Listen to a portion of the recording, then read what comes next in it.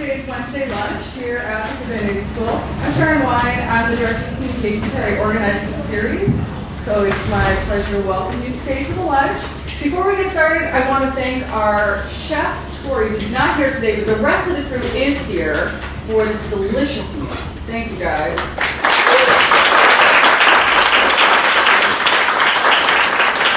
I want to let you know the cauliflower soup is vegan. We're proud of that. And this food was all made from scratch right here in the kitchen before you came. So as you are leaving, please help the crew by cleaning up your own stations. There's garbage in the back. We have our yellow Sufi bag somewhere for your silverware. And if you can bring your cups and your mugs into the back table when you leave, that's really helpful. You can also turn off your phones now. That would be helpful. And let's see. Brett wanted to ask me to remind you, if you're coming to lunch next week or the week after that, please RSVP in advance if you can so that we know how much to buy and how much to cook. So we have 2 more regular lunches coming up in the series. Next week, we're going to be hearing from David Schwalm, one of our associated professors. He's in the Near Eastern Languages and Civilizations department. And the week after that, we're going to be hearing from one of our recent PhD alums, Crystal Clayville. Some of you might know her. She's currently the director of the Zygon Center at LSTC, and she's a McLean Fellow in Clinical Medical Ethics, and she's going to be speaking on organ transplantation ethics. So please join us for either one of those lunches. At the end of May, we're going to have our usual barbecue, but stay tuned to email and our website to hear more about that. So I'm going to turn this lunch over to our Dean of Students, Josh Fagelson, because today's lunch is our quarterly Dean's Forum, and I'm going to let him talk to you about that and introduce our guests. Thank you. But after that,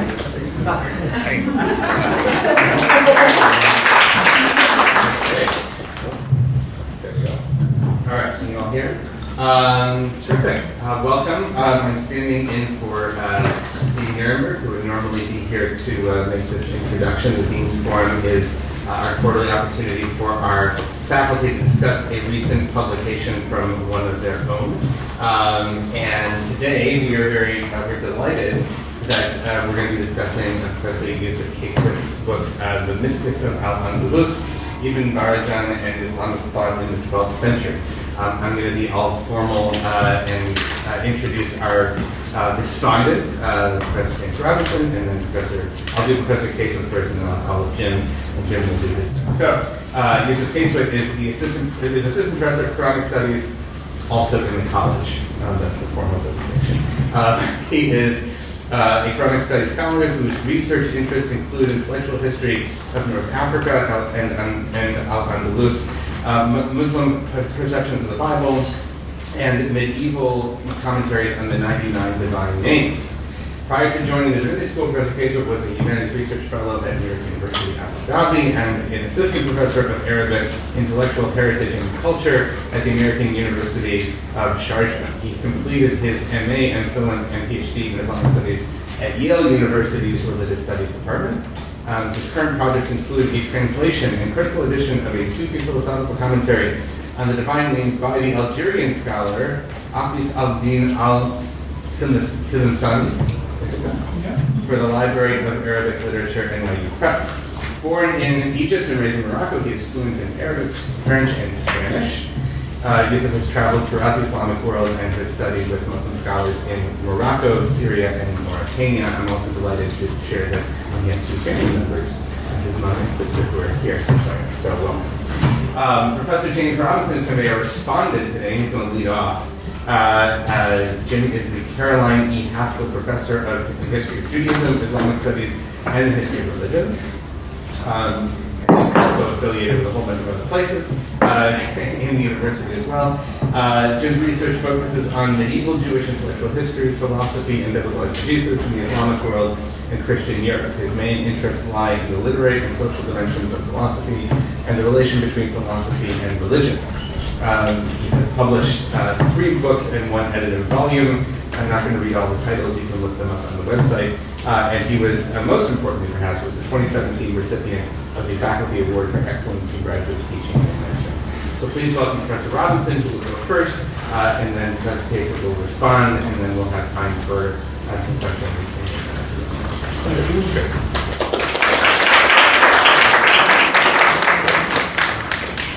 you very much, Josh. Thank you, Karen. Thank you to Nierenberg and Sensha. Thank you to the cooks. That was fantastic. In fact, I stole the entire brie pasty and part of some test, so we'll remain with it forever. Thanks especially to Yousef for this fantastic book, which has been pouring over in the last few days. The Dean's Forum is something I haven't participated in years, and so it was very nice to be asked to do it again. I look back, in 2007 was the last time, which makes it feel very old as well. The format, as you all know, probably better than I, is that I will present a brief response, as we call it, a very peculiar term, which you get used to after a while being here, and then Yousef will respond to my response, and then you will respond to Yousef's response to my response. We're like to go. Before the responses begin, can you all hear? Or she's... There's a May Day protest going on outside, so Can you hear? speak up a little bit. Or maybe Is this on? Open the comments. Okay. No, I swallow my book. I will project strategically. So we begin. Mystics of Andalus, the book which is now circulating at that table, hold it up. Fantastic book which I know now I have one of the few remaining copies of the hardback. Mystics of Andalus, Yousef's wonderful book, is one of the best I've read in recent years. It is a model of intellectual history, moving so effectively from the general to the specific, from what is known to what is not, or use it in Barajan's terminology, from the manifest to the hidden. He really has one expression, to cross over from the manifest to what is witnessed to what is concealed. It is a dense work, but clear and accessible, the result of enormous learning, impressive scholarship, and real expository skill. It's a good read. I expect it will contribute in important ways to the general rewriting of the intellectual history of Islamic Spain, especially during the Muawiyid and beginning of the Muawiyid period from around 1050 to 1148 and beyond. In fact, it already is contributing to this, and there are books coming out in all areas that will relate to it. I anticipate that it will have a major impact on the study of Jewish and Christian thought as well, not only in Andalusia, but also in Christian Spain and Southern Europe. The book consists of an introduction, 8 chapters, and a conclusion. More generally, it can be divided into 2 parts. Has anyone else read it besides me? Oh, you must. You must. My mom is here. Yeah? And now your sister? Every sister does what my brother does with my books. He says he keeps them by his bedside so we can go to sleep easily. The first part, chapters 1 through 4, sketches the historical, cultural, and literary context, providing the best synthetic presentation I know of the intellectual and political situation on the ground before, during, and slightly after the time of Ibn Barajan, who died in 1141. Yousef brings out all, or at least most, never make any absolute statement, all or at least most of the contemporary debates, categories, and contested spaces relating to the legal schools, the Quranic exegetes and hadith scholars, Sufis, mystics, and philosophers, the trends in learning, and the political context. It's a very complete portrait. This first half of the book then proceeds to situate Ibn Barajan, the hero of the story, and I think the hero of the author of the story as well, within this complex world, focusing on his life and writings. The second part of the book, chapters 5 through 8, focuses on the ideas and doctrines developed in Ibn Barajan's writings, especially pertaining to his cosmology and his metaphysics.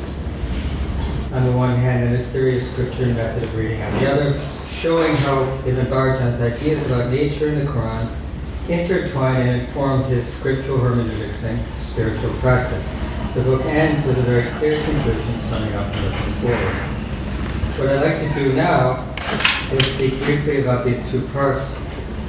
With respect to the first part, I'll try and zero in on the main claim of the work in general, the main argument, that there existed a distinct school of thought and practice in Andalusia during the time in question, a school of people called the Mutabirun, who practiced itibar. We'll get back to that. Those who reflected, would be the simplest meaning of the term reflected, and contemplated the nature of existence, but as Yousef shows, Ibn Barajan understands the word relation to Ibra, crossing over. So those who reflect on the nature of existence will cross over to another side, to cite the doors. what I'd like to do is speak briefly about these two parts. The first I'll zero on the main argument that there existed some school of thought and practice in Andalus during the time of the school of UChicago. Then I will turn to the second part, chapters 5 through 8, and ask a few questions about content. So first, itibar, between Sufism and philosophy.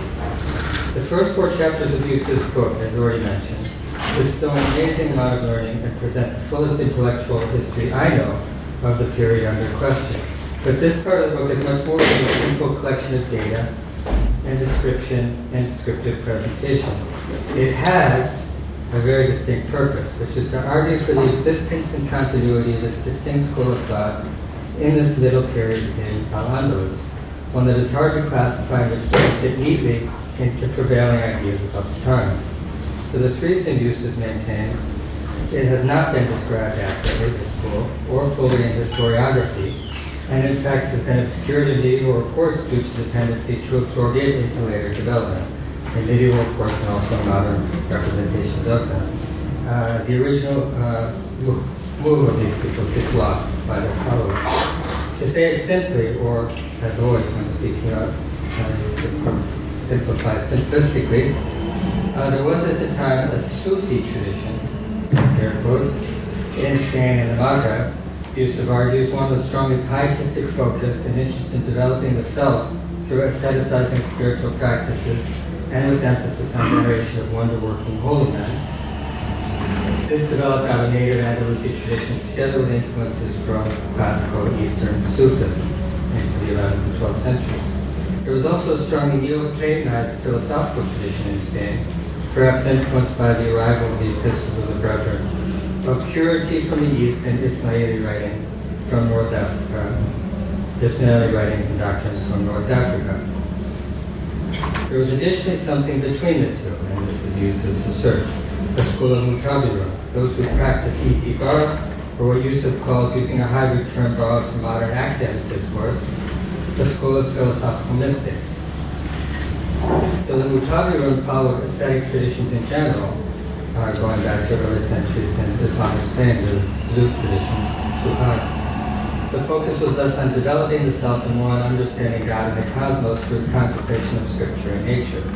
Their goal, according to Yousef, as explained mainly in the second part of the book, was to reflect on the signs of God, ayat in the double sense, the signs of God in scripture and nature, and then work out through this twofold exegesis, through interpreting the book of nature, the book of God, toward the source of all existence, to move, in other words, or more accurately, to cross over, using the language of itibar, idra, to cross over from what is seen to what is concealed. This is what itibar is for Ibn Barajan. As some of you know, itibar is a loaded term already with a long history, but for Ibn Barajan, You're cheering. but for should we feel guilty? But for Ibn Barajan, as we speak here in solidarity, but sorry, this is being recorded and I signed off on this being presented in public today. Okay, crossing over from the physical to the,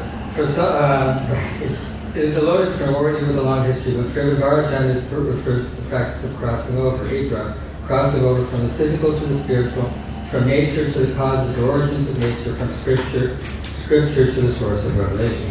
For someone like myself who works on medieval Spain, Yousef's historiographical framework is absolutely fascinating and creates so many possibilities for research going forward.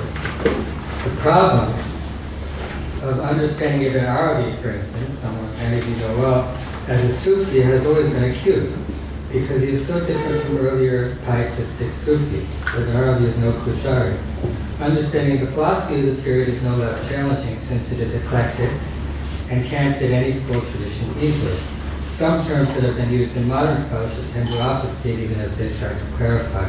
Neo-Platonism, Neo-Aristotelianism, Neo-Platonized Aristotelianism, Aristotelianized Neo-Platonism.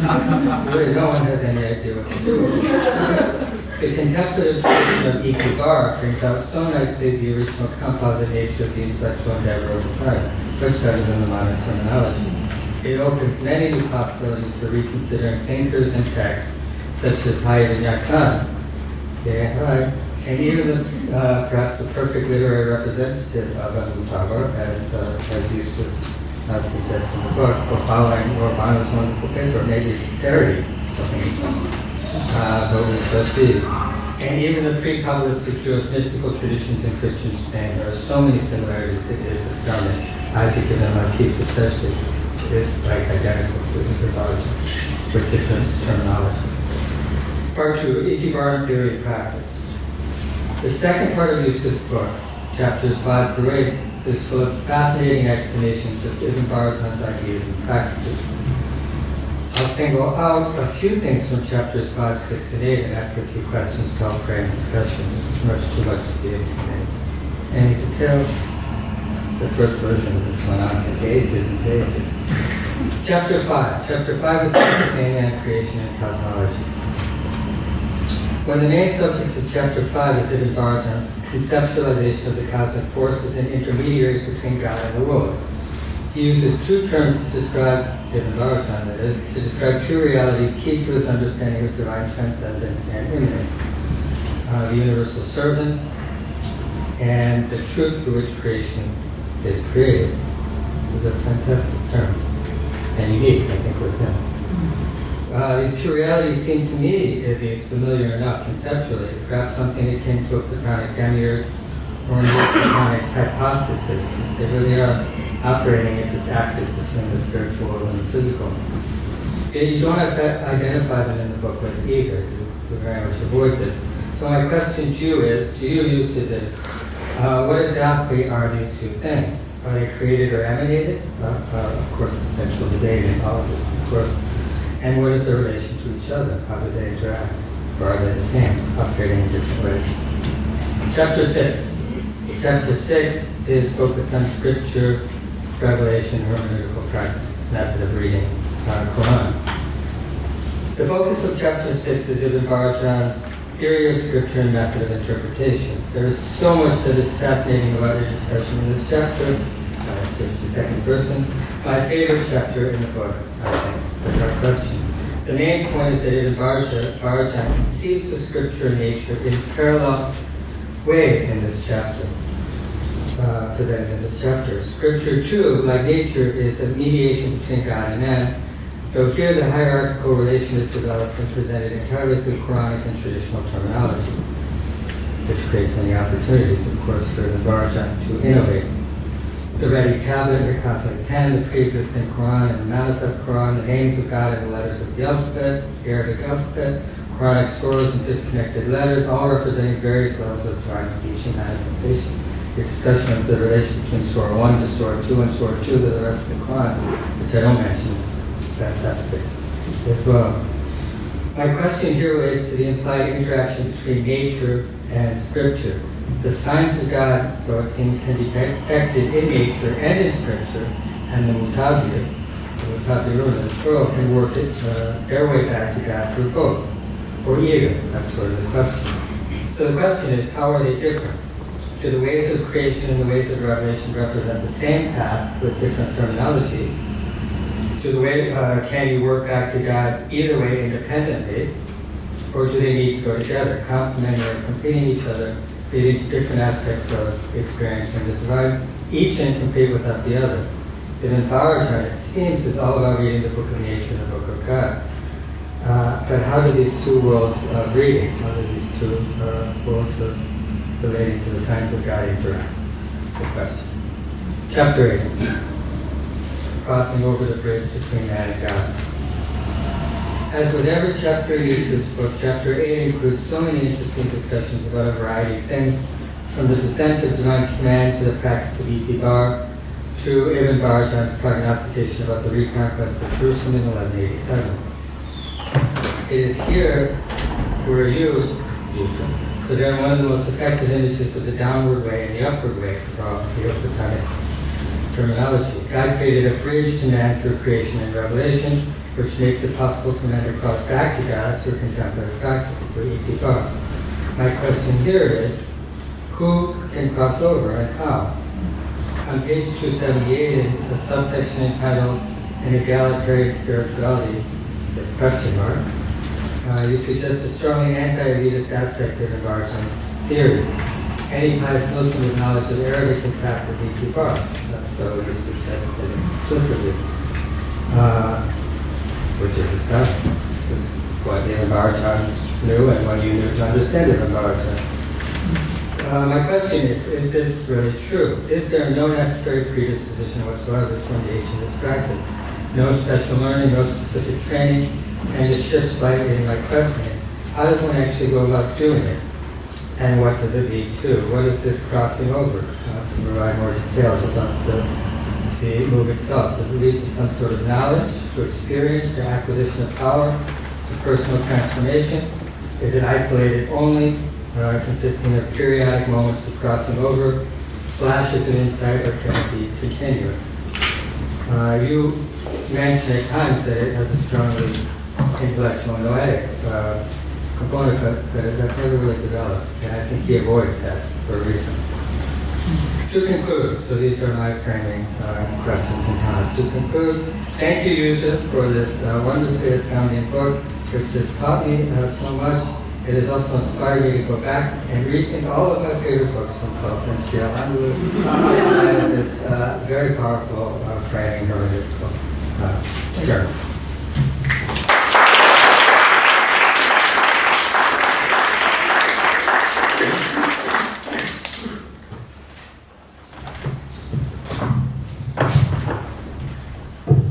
Thank you so much, Jim. Thank you for having me, for coming out, and for wonderful food and your presence. How much time do I have? 20 minutes. And how much time do I keep for? I mean, Q&A in mind. If you can you keep it like 12 minutes for your part? All right, I'll do my best. I'll give you a 5 minute. All right, thank you. So just to step back, you have, to give you a bit of a meta history, the Umayyads are the first dynasty that takes over in Damascus, out in the east, after the four Rafidite kingdoms, and they fall in 750 and are overtaken by the Abbasids. The Abbasids are what when you think of the golden age in Islam, you think Abbasids. And they found the city of Baghdad and ruled until 1258 and are toppled by the Mongols during the Mongol invasion. Through an amazing series of coincidences and events, the Umayyads managed to set up camp way out in the outskirts of the Islamic world in Spain through this heroic journey that's worthy of a movie, a Hollywood movie, of someone called Abdurrahman the emigre, who escapes headhunters and all the way from Damascus to North Africa, from North Africa makes it to Spain and has some tribal roots in North Africa, and successfully establishes the only dynasty that reigns over Andalus for over 2 centuries and maintains political consolidation in a very, very divisive region. So when you think of Andalus, you think of the great sort of renaissance of Islamic culture and civilization. In Spain, it's typically the Umayyad period, and that lasts for a couple hundred years. The Muslims are in Spain from 711 to 1492 when they're kicked out, roughly for 800 years. The first 200 years are very successful, and then no other dynasty really manages to maintain control over the area. After the Umayyads in Spain fall, you get this fighting period, these petty kingdoms. Al-Andalus divides into dozens and dozens of little kingdoms, where scholarship flourishes because each emir is trying to compete to boost it or prop up their own regime by sponsoring scholars. And the transregional dynasty that emerges out of this collapsed Umayyad situation is called the Almoravids. They're the ones that reigned from 1050 to 1148. And Ibn Barajan, the study, or the hero of the book that I worked on, dies in 1141 at the very end of the Almoravids. So what happens is he's ruling at he's in his quest, spiritual, mystical, scholarly, at a very delicate situation where mysticism becomes involved in politics or becomes politicized. And he wasn't a political person, but he was accused of it. He dies in jail in Marrakesh, in the capital of the Almoravids. And he was perceived as a threat, and for good reason, because one of his one of his colleagues, you might say, in the mystical way, even Cassie actually starts a revolt and takes out parts of Portugal. And another one called Ibn Tumar starts one down south in North Africa, and he establishes the Almohad regime. So Ibn Barajan's story is tied into the politics of the day. When you look at mysticism in Andalus, there's three phases really. Ibn Masara inaugurates the early phase. That's the early 900s. He's enigmatic. You only have a couple of treatises left of him. Treatises that we know he wrote, one on the letters and one on i'tiwa, on contemplation. There's a crackdown on his writings, and for the next 150 years, you just hear people going on trial, once in a while people popping up in his name, and controversies over claiming to access prophecy, the controversies over can post-prophetic miracles by saints actually occur, can the saints, the God friends, the awliyaullah, can they circumvent the tightly circumscribed epistemological sort of madrasa curriculum of the local judges and the jurists. Yeah, so these moments mark a rise of Masarism, philosophical mysticism, for lack of a better term, where they're not necessarily looking into purification of the self, which they take as a starting point, and acquisition of virtue and repelling vice and so on, but also they're interested in lectures, the science of the cosmos, structure of the universe, direct access to the unseen realm. And that Masarism has attracted a lot of scholarship that even Masada sort of thrust in Andalusi mysticism, and it's influential across religious confines or religious borders. The point is, Ibn Barajan is an heir to that tradition, and 150 years after Ibn Masada dies, you get the formative phase. The early phase was Ibn Masada, and the formative phase, you have suddenly two magisterial commentaries on the Quran emerged, a huge commentary on the divine names, a lost book on legal theory, which is mystically infused, and you start having this sort of tense negotiation between different spheres of religious authority in Andalus. This forms the backdrop out of which the famous mystic Ibn Arabi, who was a candidate for one of the greatest human mystics in human history, very easily on the top list, author of hundreds and hundreds of books, and changes the conversation of Islam of thought, died in 1240. He's educated in this world that Ibn Barajan comes out of. And when I started my dissertation, that gap was glaring in Andalusian intellectual history. Nobody had studied that formative period. So this narrative that I tried to articulate, I was able to sort of, it dawned on me at the very end of my doctoral research, which I began first semester of my time at Yale. I started early because there was a lot of groundwork to do. Manuscripts work was still uncovered. My advisor just said, look, I have a stack of manuscripts in my attic. They're called Ibn Barajan, if you're interested in them. And he had been advising students for 25 years and nobody took them up. I decided to do it because it just fit my interests, but my expectations of what he would be like in terms of as a thinker changed drastically over the years. So the narrative of this Mu'tabilun tradition, these contemplatives, that wasn't something I imposed on it, and it's not in the literature. I tried to, first of all, I imposed my own questions on Ibn Barajan, and it was quite frustrating initially.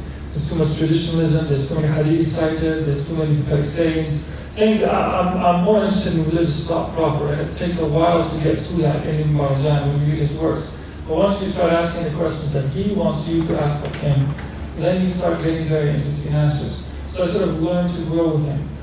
For instance, he's not an author that you go to for contributions to the Ash'arite school of theology. He's committed to Ash'arism, the dominant school of Sunni, atomistic, occasionalist theology in Islam, but it's kind of nominal. And there's a master's thesis on him, on his Ash'arism, and it doesn't dig up much. But when you start privileging the categories that he privileges, like the universal servant, like the reality out of which creation emerges, like Etibar, then you start getting interesting answers. And then I tried to patch things with the literature and saw that they weren't quite matching up.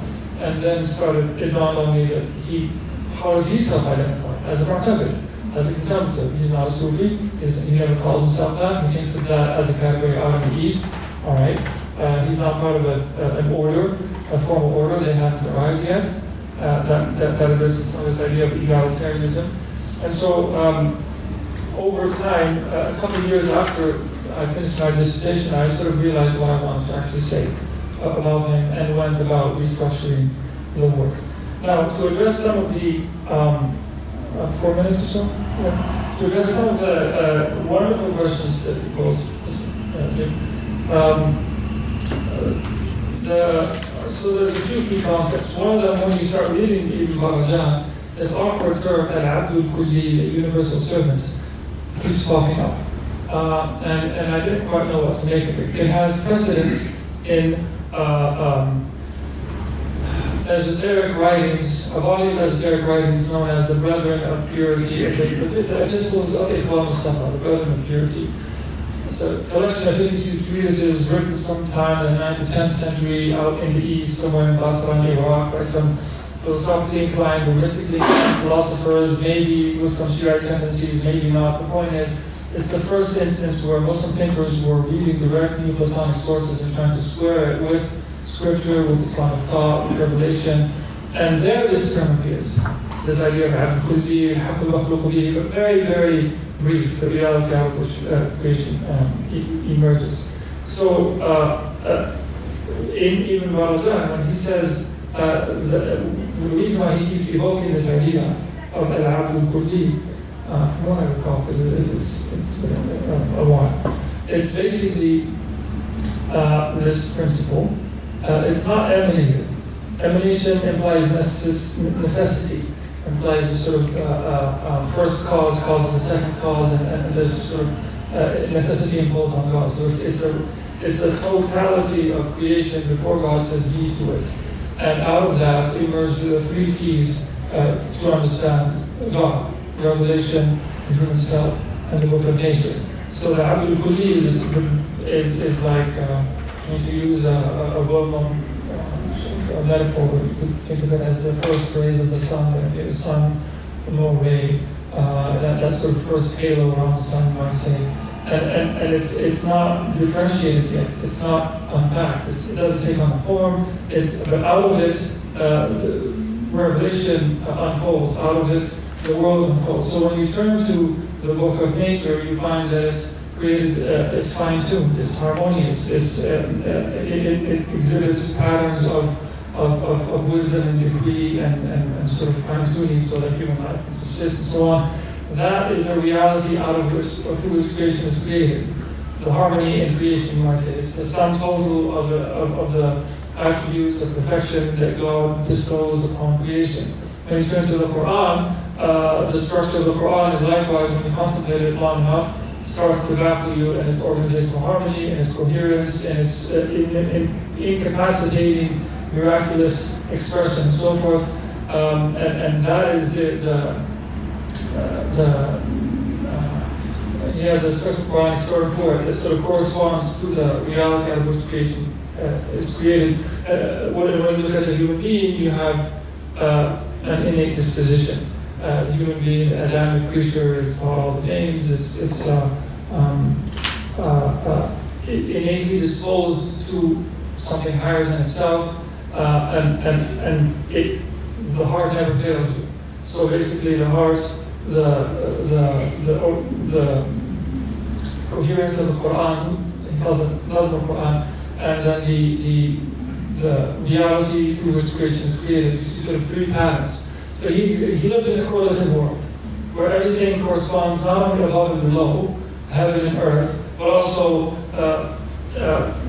passages of the Quran correspond to parts of the human body, correspond to parts of the cosmos. Everything makes correlative sense in this world because they all emerge from the same reality of the Abdul Kulli, the universal servant. Yeah, which then develops, for those who are the slowly in Arabic, this develops into the concept of haqiqatul haqa'iq, the realities. Reality God's knowledge of things before it's particularized, before God says be to it, and it becomes. And it sort of develops into a life of its own. So then this helps answer this question on Scripture and Revelation, nature and Scripture. How do they correspond? First of all, and it's not consistent. I mean, this is kind of a rugged phase. The terms are not yet hammered out. So some parts, the terms are stable. Other parts of the text, they're colored in a slightly different way. This is sort of my synthesis. So nature and Scripture correspond in this sense that nature has this, it's infused with al-haqq al-makhluq bil-khalq, the reality upon which creation is created. And then Scripture with this, the attributes of perfection that are reflected in coagulated human speech in the Arabic language in the form that you call the Quran. And so they, by virtue of his cosmology, the two correspond. Yeah. And so the signs of God can be read in creation, they can be read in nature, they can be read in the human self, and he goes about doing it. He'll ordinary events of day-to-day life, he will spot as the same way that one is hit by a Quranic verse. The same sort of reaction or when you're hit by something internal that you realize about yourself. So they complement each other, they inform each other, but there's differences. Nature is unpacked. It's majestic and differentiated. It's the world of tafsir. Those attributes in God are unpacked. Whereas in the Quran, it's both mujmal and mufassal. Certain verses of the Quran summarize the entire revelation, like chapter 1, praise belongs to God, Lord of the worlds, the merciful, the ever merciful, and so on. Alhamdulillah Rabbil Alameen. Chapter 1 summarizes the entire Quranic text, like sun encapsulates God's presence in nature, like the heart encapsulates the presence of God in the human being.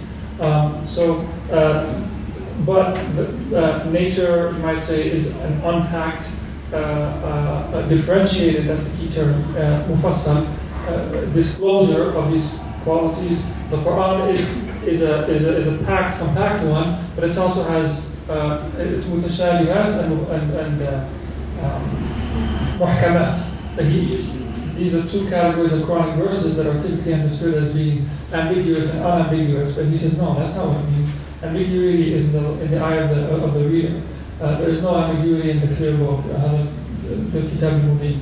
The muhkamat are the compact verses, and the mutashabihat are the mutually resembling verses, like the sun versus smaller signs in creation, like a frozen cave on the planet Pluto that it's horrifying in its majesty because you could never dwell in it, but it's still out there, and it's a very particular manifestation of God's exaltedness versus the sun that you can look at and it just overwhelms you. You don't think of anything but God.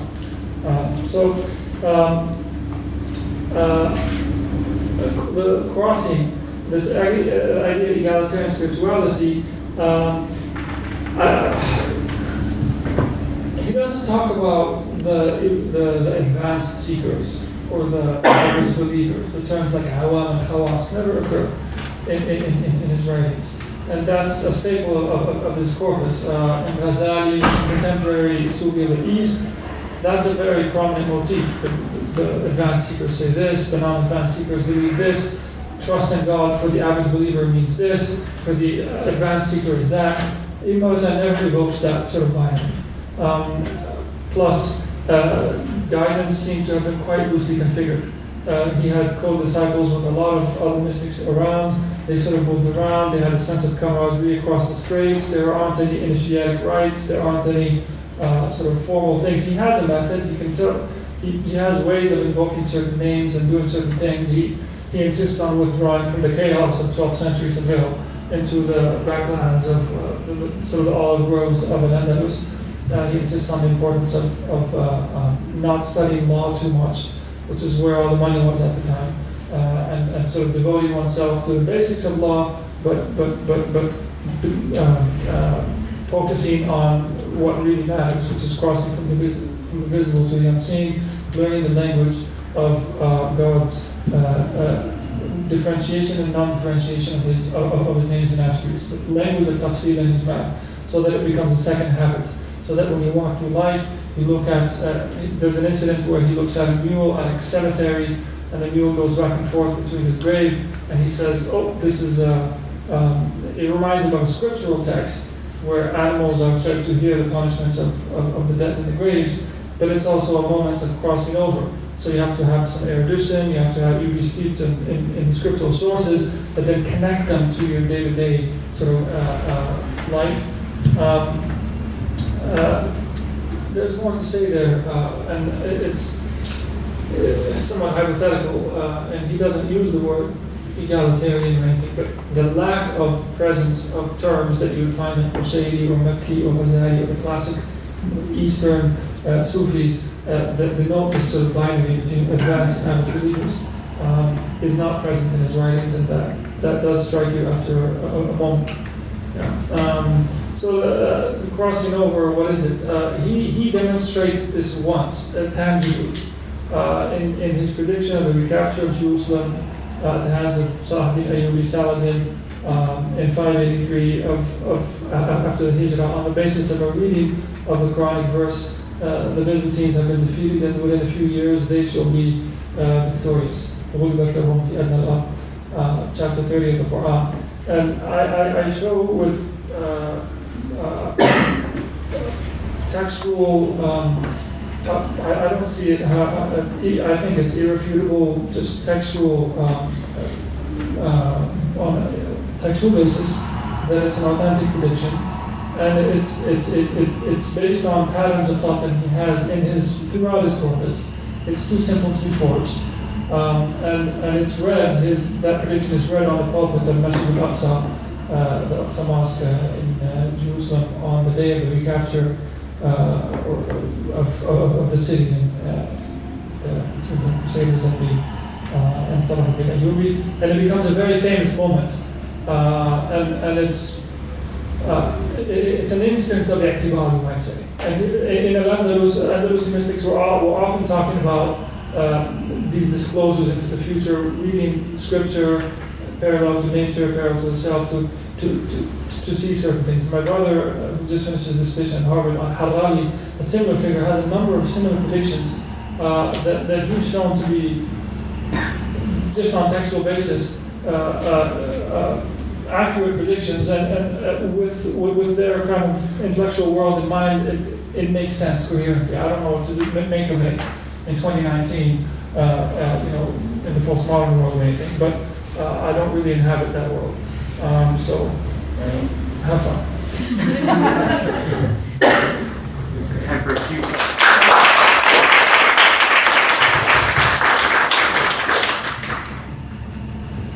It's one of the few things that people know about Ibn Bajjan. It's not why I started studying him. I actually wrote about it despite myself.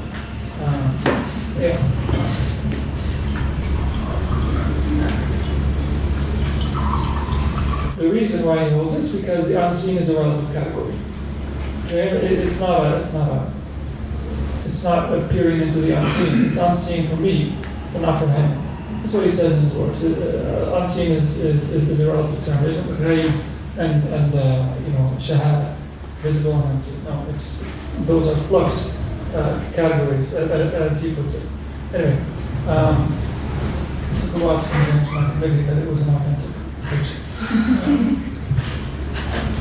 Any thoughts, questions, reactions, remarks? So the crossing over really means crossing over into this world where you notice relations that wouldn't normally be noticed. It's where, if you think of everything apart from God, Masirullah as being the realm of God's kingdom, and mulk, and his authority, dominion, like a king might say has authority but also physical realm. Crossover is where the kingdom collapses and the malakut becomes what one inhabits. It's no longer mulk malakut, it's malakut basically. Jabarut would be the next term. I think that's a useful way to think of it, where through habituation, practice, retreat, renunciation, but not excessive forms of any of these. One starts seeing these signs more subtle than the walking of an ant, the crawling of an ant on a black stone in a dark night, as he puts it in a hadith image. So it's crossing over from what's visible vis-a-vis where one is standing to what is invisible in relation to oneself. So those two terms, I guess, are relative as well. Does that make sense? Yeah. If there were three books, the Book of the Heart, the Book of the Self, and then the Book of Nature and the Book of God. Were they all called books? Not in his works. Okay. They are in the next century. That sort of becomes what we call the keys of three books. He has a slightly different. With mystical contemplation and these like three modes of inquiry, is there a perfect practice, a way to do all three simultaneously, or is it all in flux? That's modes of inquiry. It's clear that he wants to instill a paradigm shift in his reader, right? So that abstract articles of faith are tangible. He doesn't articulate a way forward. He doesn't insist on, let's say, companionship or with people who've done that, or he doesn't have prescribed litanies. It takes about 100 years thereafter with Abu Madian and the next pharaoh, that's in 1198. In Barzan is 1141, so about half a century later, you start seeing the codification of this. So it's very difficult to detect it. What I did find is his emphasis on keeping this sort of mercurial sort of focus of the mind on the names of God by evoking other names. So let's say you invoke the divine name of Allah, and then when your mind slips, you take another name like the Merciful, and then you focus back. Monkey of the mind. Do names serve as like a convergence of the three types of inquiries or the three books? They seem to, but he's not. He's kind of tight-lipped about that. He doesn't offer much. It's sort of a side mentioning. Whereas in the codified books of Sufism in the East, at the time, all that was laid out.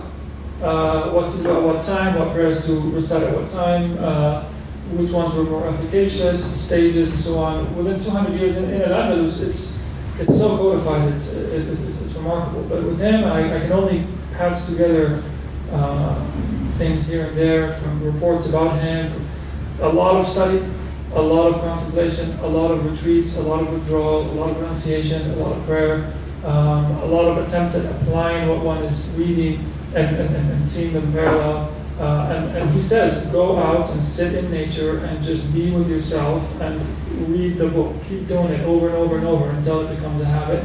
And you don't just walk through signs of God in nature the way you recite passively the Quran without any concentration, or walk through life without focusing on what your heart is and so on.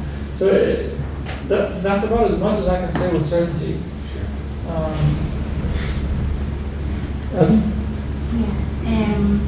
So I'm interested in the sources. So I know you mentioned some of them, and then I'm interested in the sources that are not expected that he's drawing from, right? So I'm interested in, for example, I think you mentioned in the book that he's interested in astronomy, but he doesn't like astrology so much. I'm also interested to know if he's communicating with texts that are observed, for example, by Christians and Jews from the same time and area that he does, and if there are fields or disciplines that he's going from that are not to be expected. That's a wonderful question. It's one of the first ones I asked of myself when I was reading. And first of all, he doesn't cite, and most of his sources are transcriptions of lectures that he gave, and I figured that out 4 years into it. What I can say is that when he did open another source, like the Brotherhood of Purity, Risala al-Jami'a is one of them that all these mystics were fascinated with. He read it as a book of wisdom, as a book of esoteric guidance, not necessarily as a Neoplatonic work, for instance. But when he opened the medical work, he wasn't doing that. His brother apparently was trained in medicine. he dabbled in medicine, but with a view to understanding the anatomy, the structure of the human being, because it's understanding one of the books. When he parallel sciences, so when he read astronomy, not astrology, but astronomy, he was interested in the structure of the universe just as much as he was interested in the structure of the Quran, or the structure of the human being. So it always comes back to that same point. He keeps reading, so he's broadly read, he's reading a wide variety of sources, he sometimes conceals them, cautiously filtering them out, perhaps for their sensitivities at the time, but he's not, he doesn't disclose them, and I think what matters is how he reads them, first of all. He's not like couching he's not trying to package some Batini Ismaili Fatimid Shiite doctrine within some Sunni layer of sugar. No, he's not a Neoplatonist in a lamb cover. I get my expressions confused. You see what I mean? He has a core insight that drives his entire life, that he reads in relation to, that excites him, and he will read anything. Christian works, translations of the Hebrew Bible, translations of the Matthew into Arabic was interesting to him because that's a parallel manifestation of revelation in a different tradition from the universal servant that helps sometimes fill the kuna in the Quran. And the Quran is not very extensive in its discussions of, let's say, the 6 days of creation. He will take extensively from the book of Matthew, as long as it doesn't, or from Genesis, as long as it doesn't contradict his Quranic litmus test, you might say. So it's from a space of exclusion, that he opens out onto the wide variety of texts that were available to him, and very freely, but with this principle in mind, and with the Quran as his acid test, you might say, for truth.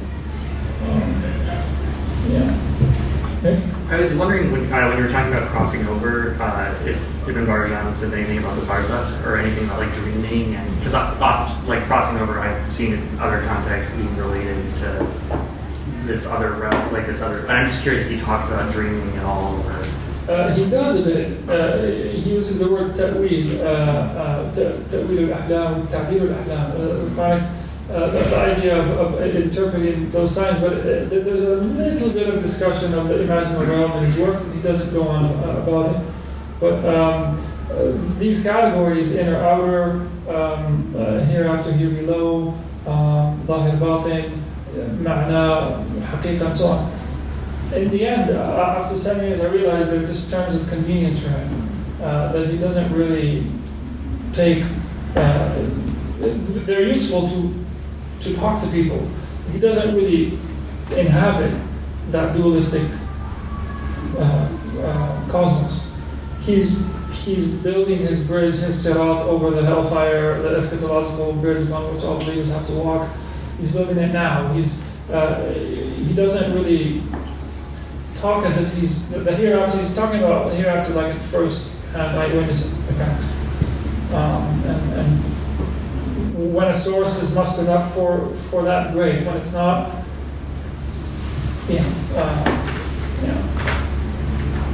we'll be interested. Anyway, thank you so much, and Thank you. thank you, Josh, for having me. All right.